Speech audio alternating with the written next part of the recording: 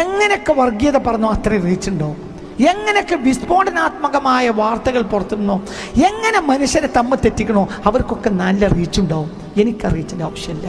ഞാൻ ഇതിൻ്റെ ഒരു ഫിൽസ് ഇന്ന് വരെ പറ്റിയിട്ടില്ല. ഞാൻ യൂട്യൂബിൽ നിന്ന് എൻ്റെ ജീവിതത്തിൽ 50 പൈസ വാങ്ങിയിട്ടില്ല, വാങ്ങൂല്ല.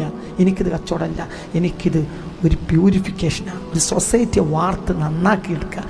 ഒന്നും ഞാൻ ചെയ്യേണ്ട, പഴയതിലേക്ക് ഒന്ന് തിരിച്ച് കാണിച്ചു കൊടുത്താൽ മതി. പണ്ട് നമ്മളൊക്കെ എങ്ങനെയായിരുന്നു അത് പഠിപ്പിക്കുക. ഇത് മാത്രമാണ് ഇവിടെ ഉദ്ദേശ്യം.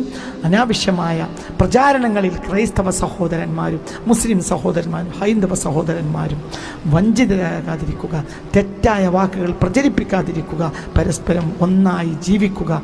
ആഘോഷങ്ങളിൽ ഓണത്തിന് ആഘോഷത്തിൽ ഹിന്ദുവിന് നിന്നാൽ കഴിയുന്നൊരു സഹായം നീ ചെയ്തു കൊടുക്കുക. ക്രിസ്തുമസിന് നിൻ്റെ അയൽക്കാരനായ ക്രിസ്ത്യാനിക്ക് അവന് കൂടുതൽ ചിലവുള്ളൊരു സമയമാണ്. അപ്പോൾ അവനെ നീ അങ്ങോട്ട് സഹായിക്കുക. പെരുന്നാളും നോമ്പൊക്കെ ആകുമ്പോൾ അവിടുന്ന്